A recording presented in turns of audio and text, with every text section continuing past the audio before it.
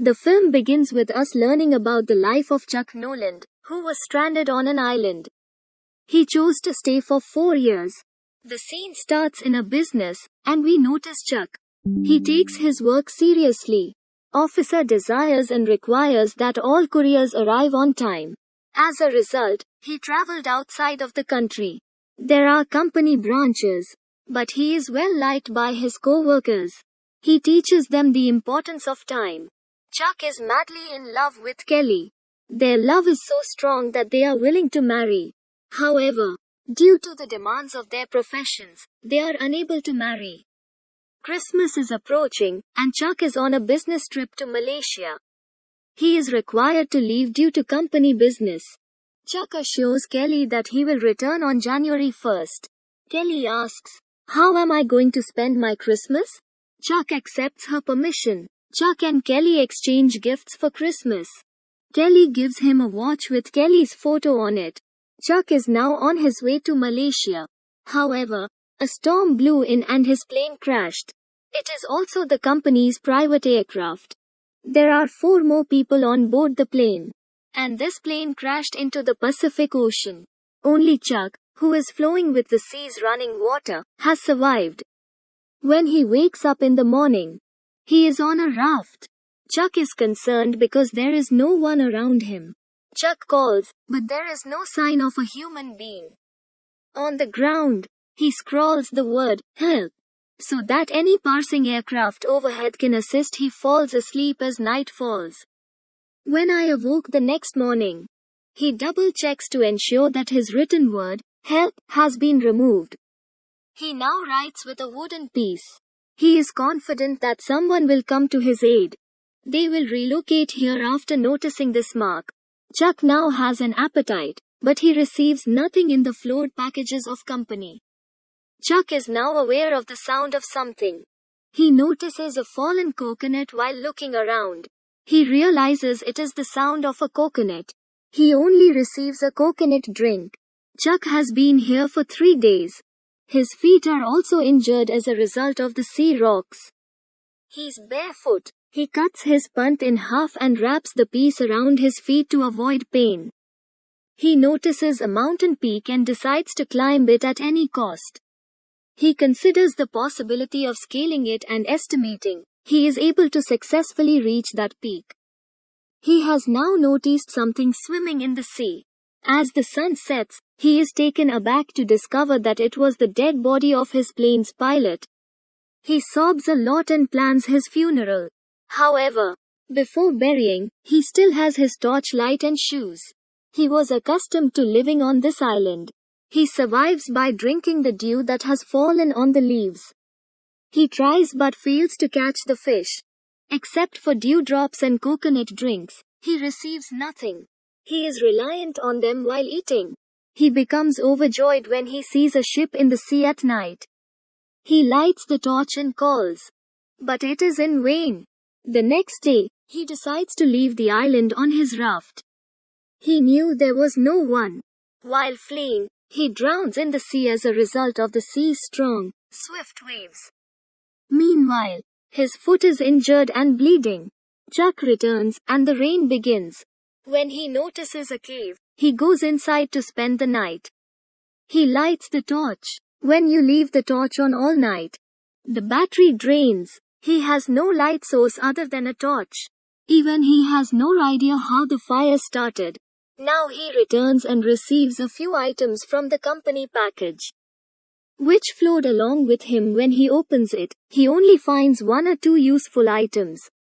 As skating shoes with blades on the bottom. He easily cuts the coconut with it. He can now cut through anything.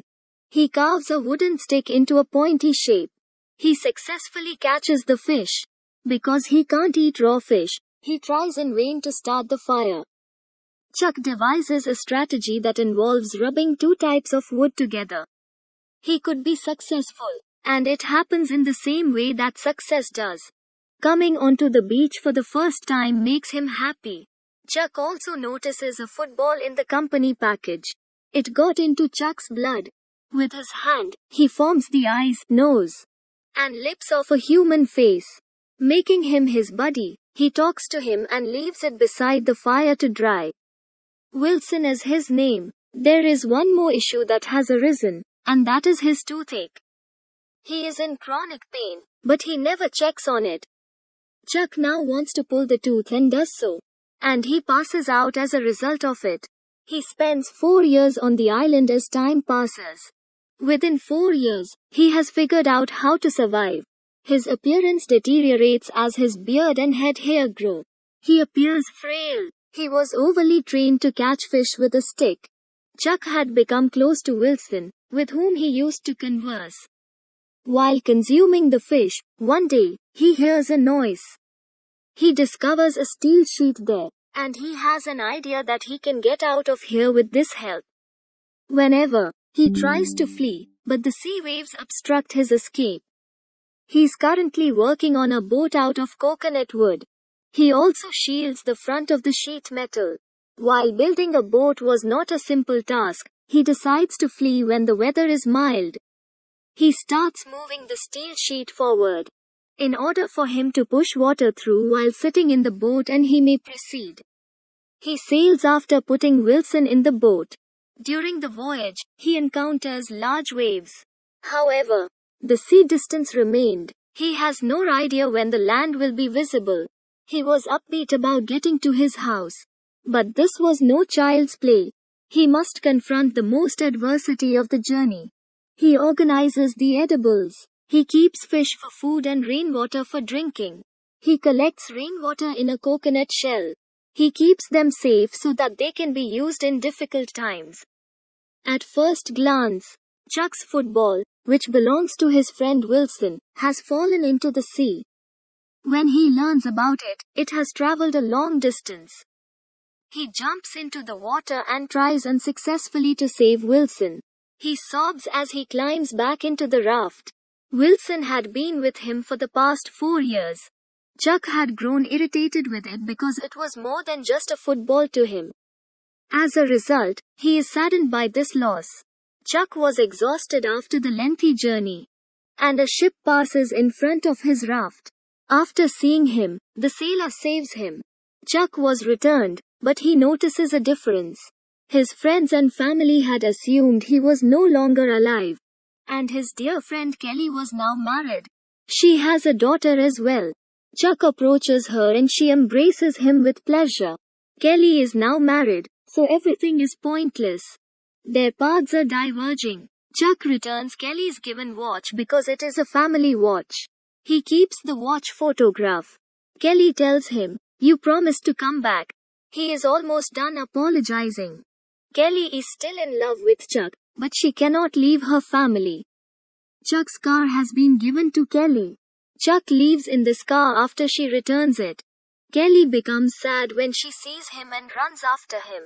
As a result, Chuck also returns and they embrace.